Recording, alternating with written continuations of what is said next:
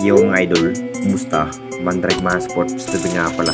At pag-usapan, Meralco may reklamo sa upunan ng Barangay Nibra at nagulat nga ang lahat at Scotty handa na sa semifinals. Pero bago na nga yan, kung bago pa sa aking channel, huwag mong kalimutan mag-subscribe at i-click ang notification bell para like kang updated sa ating dito sa upload natin. So nakuha na nga rin ng ating Barangay Nibra ang panalo laban nga sa upunan ng Meralco mga idol. Masasabing tagumpay nga ang naging laban ng ating Jingkings kung saan nakuha nga ang panalo. Si Justin Brownlee lamang ang nagbibigay pag-asa sa upunan ng Barangay Nibra kung bakit nanalo nga ang Jingkings sa quarterfinals. Pasok na rin sa semifinals kung saan Northport Batangpier na naman ang kanilang makakarap sa semifinals. Sabik na nga rin ang lahat kung makakaya pa nga ba ng ating Barangay Nibra talunin ang upunan ng Northport Batangpier ngayong semifinals. Butas ng karayong pa rin ang madadaanan ng ating Jingkings bago makuha ang kampyonato ngayong Commissioner Cup.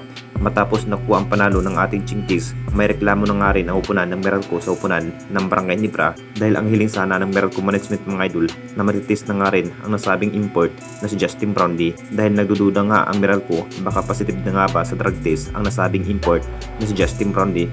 Kung sakaling positive man ang ating bis import na si Justin Brownlee mga idol, masasabing possible pa rin na hindi na nga makapaglaro sa semifinals at masususpindi nga ng ilang laban.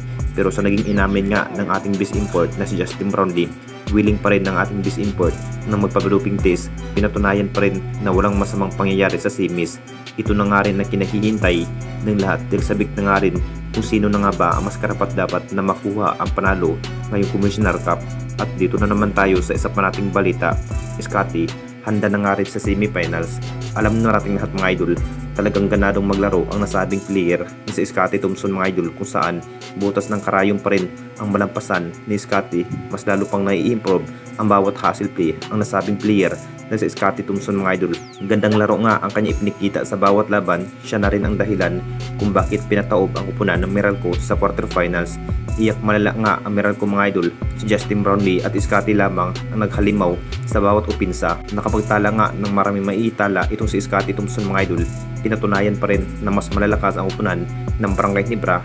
Gandang kombinasyon nga ni Scotty at Roy Rosario sa bindid area mga idol at RJ Abarientos na parang mas gandang plano na nga rin ang nagiging sistema ito si Coach Tim mga idol kung bakit na ipanalo nga ng ating Barangay Nibra kontra sa Meralco.